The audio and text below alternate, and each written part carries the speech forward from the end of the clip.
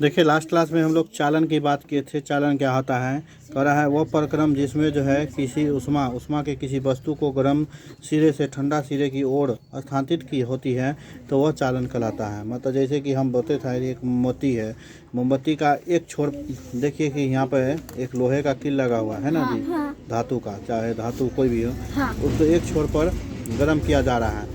तो इसमें जो गर्म है इसमें उष्मा का जो प्रवाह होगा गर्म का, वो क्या यहीं तक रहेगा कि इधर भी आएगा, इधर भी धीरे धीरे आएगा, है ना। एक निश्चित मात्रा में गर्म होने पर यह पूरी तरीक़ा से गर्म भी हो जाएगा, और एक निश्चित मात्रा से अधिक मात्रा में गर्म होगा तो वह फिर धीरे धीरे क्या होगा, पिघलना भी शुरू कर देगा। नहीं, आगे देखिए, अभी हम लोग देखेंगे चालक के बारे में। करा जो पदार्थ अपने से होकर उष्मा को, जो पदार्थ अपने से होकर उष्मा को एक सिरे से दूसरे सिरे तक जाने देते हैं तो उसे क्या कहा जाता है, उष्मा का चालक कहते हैं। उसे क्या कहा जाता है, उष्मा का चालक कहते हैं। किसका चालक कहते हैं, उष्मा का चालक। इनके उदाहरण में है जैसे कि लोहा, तांबा, एल्युमिनियम आदि है। यहाँ देखिए लोहा के बात हो रहा है, तांबा हो गया, एल्युमिनियम, ये सभी क्या है, उष्मा का चालक होता है ना। मतलब इस उष्मा कहने का होता है हीट का, गर्मी का, समझ में आ रहा है, टेम्परेचर का। ये चालक होता है इसलिए क्योंकि ये इसकी सहन करने की क्षमता होती है। जैसे कि देखिएगा खाना बनाते समय जो है हांडी बर्तन में हम लोग खाना बनाते हैं तो वो देखते हैं क्या पिघल करके गिर जाता है, नहीं। क्यों, क्योंकि वो उसकी एक क्षमता होती है निश्चित मात्रा में गर्म होने का और उतना तक वो उसको रुकने का। जब वही चीज़ को अधिक मात्रा में गर्म कर दिया जाएगा हद से ज़्यादा, तो फिर वो क्या हो जाएगा, वो खराब हो जाएगा। नहीं, जो पदार्थ उष्मा को एक सिरे से दूसरे सिरे तक अपने होकर आसानी से नहीं जाने देती है उसे उष्मा का कुचालक कहते हैं। अब देखिए कह रहा है वह पदार्थ जो उष्मा को एक सिरे से दूसरे सिरे तक मत नहीं जाने देता है तो उसे उष्मा का कुचालक कहते हैं। जैसे कि प्लास्टिक तथा लकड़ी की बात कीजिए, क्या एक सिरा से दूसरा सिरा तक जाएगा? प्लास्टिक को अगर मान लीजिए आग के रखिएगा ना तो वहीं पर से वो जलना शुरू हो जाएगा। लकड़ी को भी रखिएगा तो वहीं पर से जलना शुरू हो जाएगा, वो गर्म नहीं हो सकता है, जलना शुरू हो जाएगा, तुरंत खत्म हो जाएगा। नहीं, उष्मा के कुचालक को उष्मारोधी भी कहते हैं। और उष्मा के कुचालक को क्या कहा जाता है, उष्मारोधी कहते हैं। जल तथा वायु उष्मा के कुचालक है। जब इन पदार्थों को उष्मा का स्थानांतरण किया जाता है तो इस प्रकार देखिए पता यहाँ पर, अब देखिए नीचे दिया गया है संवहन से उष्मा का स्थानांतरण किस तरीका से होता है। एक क्रियाकलाप है, इसमें क्या हुआ है, गोलपिंडी में गिलास लगा हुआ है नीचे, समझ में आ रहा है, प्लास्क लीजिए और इसमें जल से थोड़ा भर के और नीचे से मोमबत्ती का हीट दिया जा रहा है, देख रहा है। अब देखिए देखने के यहाँ पर दिखाया जा रहा है क्रियाकलाप करा है। जब हम गर्म जल करते हैं, गर्म जल को गर्म करते हैं तो लौ के पास का जल गर्म हो जाता है और गर्म जल तो ऊपर उठता है। इस गर्म जल के आसपास का ठंडा जल इसका स्थानांतरण लेने के लिए आ जाता है और फिर यह जल भी गर्म होकर ऊपर उठता है। अब देखिए कभी गर्म पानी कीजिएगा, ठीक है, गर्म पानी करते हैं तो पहले धीरे धीरे गर्म जल जो होता है गर्म होता है, नीचे गर्म होता है, फिर वो नीचे गर्म वाला जो जल होता है पहले ऊपर आता है और नीचे ठंडा वाला जल फिर नीचे जल जाता है। और ये क्रिया चलती रहती है। जब पूरा तरीका से पानी गर्म हो जाता है तो देखिएगा उसमें उबाल शुरू हो जाता है, वो उबलना शुरू हो जाता है और उबलता है तो उसमें से एक आवाज़ भी निकलती है, नहीं निकलता है गर्म पानी से, देखे हो। एक निश्चित मात्रा में गर्म होने के बाद भी गर्म ऊपर उठता है तथा आसपास से जल फिर इसके स्थान पर आ जाता है। और यह प्रक्रिया तब तक चलती है जब तक प्लास्क का सारा जल गर्म न हो जाए और उष्मा स्थानांतरण की इस विधि को संवहन कहते हैं। उसमें से देखिएगा कि जब मतलब जल जो है गर्म होता है तो उसमें से एक उष्मा निकलती है, नहीं निकलती है, उष्मा तक गर्मी हीट निकलता है कि नहीं निकलता है। तो इस प्रक्रिया को क्या कहा जाता है, संवहन। क्या कहा जाता है, संवहन कहा जाता है। ओके, आगे देखिए वायु भी जल की तरह सबसे पहले लौ के पास गर्म होकर ऊपर उठती है। उसी तरीक़ा से हवा में भी क्या होता है, जल की तरह क्या होता है, वो गर्म होकर के ऊपर उठता है, समझ में आ रहा है। और आसपास की हवा फिर उसे स्थान पर आ जाती है और यह संवहन की प्रक्रिया चलती रहती है। जैसे गर्मी के दिन में देखिएगा कि गर्म हवा मतलब जो है ना, हवा भी चलती है तो गर्म होती रहती है, गर्म चलती रहती है, गर्म हवा फेंकती रहती है पंखा से चाहे किसी भी चीज़ से, है ना। अब जब वो लेकिन वहीं इसी जगह पर प्रकृति का हवा चलता है तो क्या होता है कि वो गर्म हवा खत्म होता है और फिर से ठंडा हवा शुरू हो जाता है। और फिर कुछ देर बाद हवा अगर बंद हो गया तो जो हवा आया रहता है ठंडा वो भी फिर से क्या हो जाता है, गर्म हो जाता है। नहीं, इस तरीक़ा से क्रिया होती रहती है। समझ में आ रहा है? अब ये संवहन का स्थानांतरण किस तरीक़ा से होता है देखिए, क्रियाकलाप है, इसको पढ़ लीजिएगा, समझ में आ जाएगा। ओके, नेक्स्ट देखिए, सावधानी, मोमबत्ती को कड़ा हाथ से दूरी बना करके ही जलाना चाहिए, तो बात सही, नहीं तो हाथ में दिक्कत हो सकता है। अब देखिए यहाँ पे थल समीर और समुद्री समीर के बारे में यहाँ दिखाया गया है कि थल समीर और समुद्री समीर क्या होता है। ओके, देखिए तटीय क्षेत्रों में समुद्र के किनारे लोग प्रतिदिन मनोरंजन के लिए क्या होता है प्रतिदिन एक मनोरंजन परिघटना का अनुभव करते हैं। दिन के समय स्थल बोले तो धरती, समझ में आ रहा है, और जल की अपेक्षा से गर्म हो जाती है तो स्थल के ऊपर को वायु गर्म होकर ऊपर उठने लगता है और इस स्थान लेने के लिए समुद्र की ओर से ठंडी हवा स्थल की ओर बहती है। अतः शाम को समुद्र की ओर से जोर की हवाएं चलती है और चक्र को पूरा करने के लिए स्थल की ओर से गर्म हवा ऊपर से समुद्र की ओर बह जाती है। समुद्र की ओर से आने वाली हवा को समुद्री समीर कहते हैं। अब देखिए क्या होता है कि जब हम मतलब समुद्र के किनारे देखिएगा क्या होता है कि लोग शाम के समय में अधिकतर जाता है। क्यों? कारण है कि शाम के समय में वहाँ पे ठंडी हवाएं मिलना शुरू होता है लोगों को। कारण क्या है कि दिन में क्या होती है, गर्मी रहती है, तो गर्मी की वजह से वहाँ का पानी, ऊपर का जो ऊपरी पानी होता है, जो जल होता है, वो क्या होता है, गर्म हो जाता है। और वो गर्म होकर के फिर क्या होता है, ऊपर उठने लगता है और ऊपर उठने के बाद फिर वो क्या होता है, वहाँ पर समुद्री हवा जब आती है तो वह हवाएं जो है, जोर से हवाएं चलती है, समझ में आ रहा है, तो वो क्या करता है, समुद्र की ओर से जो ठंडी हवा आती है वो स्थल की ओर बहती है। किसके तरफ बहती है? स्थल की ओर। स्थल मतलब धरती की ओर, समझ में आ रहा है, धरती की ओर बहती है। और इसीलिए शाम को जो है समुद्र की ओर से जो हवा आती है वो क्या होती है, ठंडी रहती है।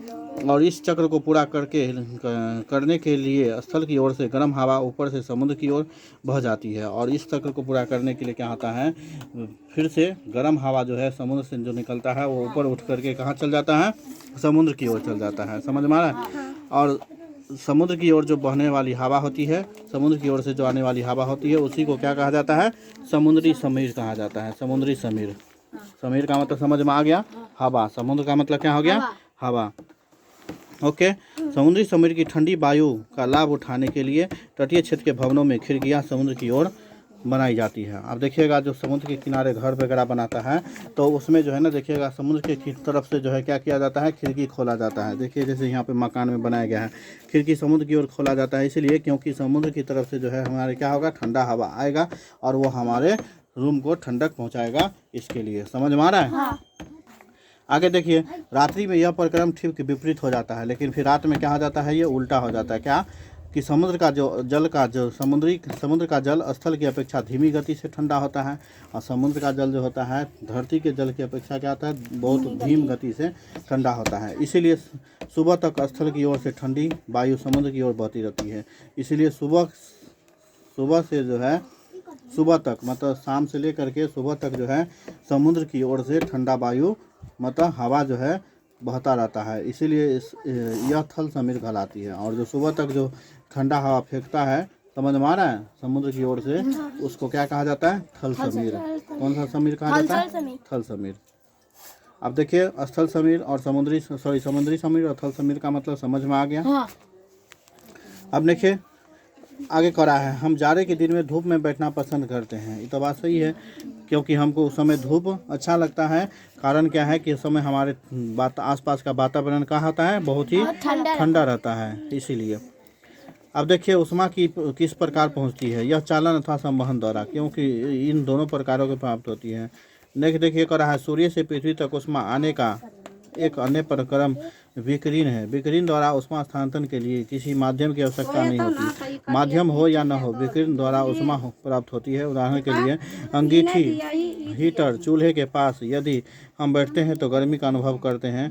यह उष्मा हमें विकिरण द्वारा मिलती है। अब देखिए सूर्य की जो है, यह सूर्य से पृथ्वी तक उष्मा जो है वो आता है किस तरीक़ा से, तो विकिरण के द्वारा आता है। किसके द्वारा आता है? विकिरण के द्वारा। विकिरण मतलब किरण के रूप में आता है, समझ में आ रहा है। उसी तरीक़ा से हम अगर मान लीजिए अपने आसपास कोई उष्मा मतलब करते उत्पन्न करते हैं, जैसे कि अंगीठी जलाना, चूल्हे के पास बैठना, हीटर चलाना, तो उसमें से भी हमें गर्मी का अनुभव होता है। ये जो गर्मी अनुभव होता है और वो जो गर्मी हमें मिलती है या उष्मा मिलता है, वो किसके रूप में मिलता है? तो विकिरण द्वारा ही मिलता है, समझ में आ रहा है। और जैसे हम फिर वहाँ से हटते हैं तो गर्म बर्तन ठंडा होने की प्रक्रिया में अपने परिवेश में विकिरण द्वारा उष्मा क्या होता है? स्थानांतरित कर देता है। कहा सभी गर्म वस्तुएं विकिरण द्वारा उष्मा छोड़ते हैं और विकिरित करते हैं। मतलब जो भी वस्तुएं होता है वो सभी क्या होता है? उष्मा का जो है छोड़ता है विकिरण के द्वारा और विकिरित भी करता है, समझ में आ रहा है। और यह विकिरण प्रकाश के किरणों के रूप में होती है। जिस तरीक़ा से प्रकाश की किरण क्या होती है, जब जलती है तो एक जगह से दूसरी जगह पहुंचती है, फिर बंद हो जाती है, तो वहाँ पे क्या होता है? पूरा अंधेरा छा जाता है ना जी।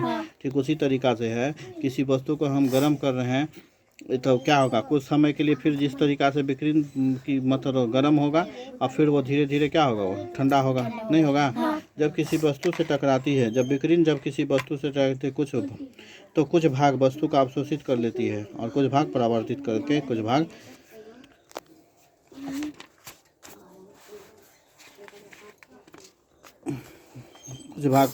परागत हो जाता है। अब जैसे कि अब देखिए जब कोई सूर्य की प्रकाश की बात करे या हीट की बात करे, कोई किसी भी चीज़ को जब वो एक जगह से दूसरे जगह जाता है तो उसमें से कुछ भाग क्या होता है? किसी वस्तु में अटैच हो जाता है और कुछ भाग होता है जो एक वस्तु को आर पार कर जाता है। जैसे कि सूर्य की रोशनी को अगर शीशा के सामने से देखेगा तो क्या शीशा के इस पार से उस पार भी दिखाई देता है और इस पार से उस पार भी सूर्य के प्रकाश जो है करके तुम्हारे पास धूप पहुंच जाएगा। जैसे कि खिड़की देखिएगा, घर वगैरह में खिड़की लगा रहता है और खिड़की में अगर शीशा लगा रहता है फिर भी धूप की रोशनी जो है हमारे घर में पहुंच जाती है शीशा के आर पार करके, समझ में आ रहा है। तो क्या उस समय शीशा गर्म भी होगा? जी होगा, क्योंकि वो कुछ भाग शीशा भी अवशोषित कर लेगा और कुछ भाग हमारे रूम के अंदर भी आएगा, नहीं आएगा।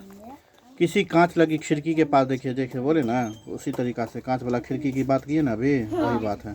आगे देखिए सर्दियों तथा गर्मियों में हमारे पहनने के वस्त्र।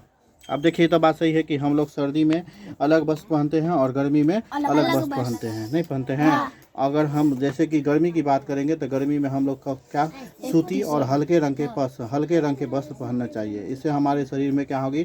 ठंडक महसूस होगी और ठंडक फीलिंग करेगा, नहीं हल्का वस्त्र पहनना चाहिए। आप जैसे मोटा कपड़ा पहन लेंगे गर्मी में तो हमारे शरीर में बहुत सारी समस्या हो सकती है, फुंसी हो सकता है, खुजली हो सकता है, घमौरी जिसको कहते हैं वो हो सकता है, नहीं। तो इसीलिए हमें क्या करना चाहिए? हल्का कपड़ा पहनना चाहिए। अब देखिए गर्मियों में सफ़ेद या हल्के रंग के वस्त्र अधिक आरामदेह क्यों प्रतीत होता है? कारण है कि गहरे रंग के सूती और सफ़ेद और हल्के रंग के कपड़ा गर्मी में ज़्यादा पहनना चाहिए, समझ में आ रहा जी। सफ़ेद और हल्के रंग के अपेक्षाकृत अधिक उष्मा अवशोषित करते हैं, इसीलिए सर्दियों में गहरे रंग के वस्त्र पहनना चाहिए। अब देखिए गर्मी के समय में सफ़ेद और हल्के रंग के कपड़ा इसलिए पहनना चाहिए क्योंकि वो क्या करता है? गर्मी को अवशोषित करता है ना। वो हमारे शरीर तक पहुंचने में मतलब उस गर्मी को नहीं पहुंचने देता है, समझ में आ रहा, हीट को। तो इसलिए हमारा शरीर को आरामदेह महसूस होता है। लेकिन वही गर्मी की अगर हम उसके जगह हल्के या सफ़ेद कपड़े के जगह हम ज़्यादा मोटा कपड़ा पहन लेंगे बिना और गाढ़ा रंग का कपड़ा पहन लेंगे तो हमारे शरीर में ज़्यादा मात्रा में क्या होगा? गर्मी महसूस होगा, नहीं होगा। इसीलिए हमें हल्का रंग का कपड़ा और सफ़ेद कपड़ा पहनना चाहिए और हल्के कपड़े पहनना चाहिए, ओके। नेक्स्ट देखिए इसी प्रकार से सर्दी के समय में क्या पहनना चाहिए? गहरे रंग के कपड़ा और मोटा वस्त्र पहनना चाहिए।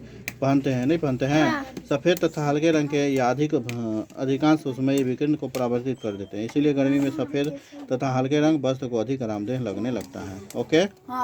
आगे देखिए सर्दियों में ऊनी वस्त्र हमें उष्ण बनाए रखता है। और इसकी बात सही है कि सर्दी में हम जो ऊनी वस्त्र पहनते हैं तो हमें गर्मी पहुंचाते रहती है, नहीं। और गर्मी पहुंचाते रहती है, शरीर में उष्मा प्रदान करती रहती है। इसके अतिरिक्त उन रेशों के बीच वायु रहती है जो शरीर से उष्मा को परिवेश में विकृत होने से रोकता है। और साथ ही साथ क्या होता है, उस वस्तु के बीच में वायु रहता है नहीं, जो हमारे शरीर को उष्मा के परिवेश से विकृत होने से बचाता है। अतः हमें उष्मा को उष्ण का अनुभव होता है। अधिक सर्दी में हम एक मोटे कंबल की जगह अपेक्षाकृत पतले कंबल में को एक ऊपर की ओर दूसरे को डालकर ओढ़ना पसंद करते हैं, क्योंकि दोनों कंबल के बीच वायु की परत होती है। अब देखिए, जब अधिक मात्रा में हम लोग के यहाँ ठंडी पड़ती है, गर्मी सर्दी होता है, तो हम लोग क्या करते हैं कि एक कंबल से नहीं सेटिस्फेक्शन मिलता है तो दूसरा कंबल भी ओढ़ लेते हैं। कारण क्या होता है कि जो हम कपड़ा ओढ़ते हैं या चादर ओढ़ते हैं अपने शरीर के ऊपर, शरीर ढकते हैं जिससे, उसमें क्या होता है, चादर में छिद्र होता है। क्या होता है? छिद्र होता है। और छिद्र होने से क्या होता है कि वो मतलब वायु जो है उसमें आर पार हो जाता है, जिसलिए हमें ठंडक महसूस होती है। तो इसलिए हम लोग क्या करते हैं, दो डबल क्या करते हैं, चादर को एक साथ मतलब साट करके कर सकते हैं, दो डबल करके ओढ़ते हैं। इससे क्या होता है कि उसमें हवा की मात्रा कम जाती है और हमें ठंडक महसूस नहीं होता है ना। तो यहाँ तक हो गया ये सर्दी गर्मी की बात। इसमें कुछ वर्ड मीनिंग है, इसको याद कीजिए। समझ में आ रहा है? और हम याद करने के लिए भी कहे थे भी नहीं, नेक्स्ट क्लास में हम कहे थे कि याद करके आना है।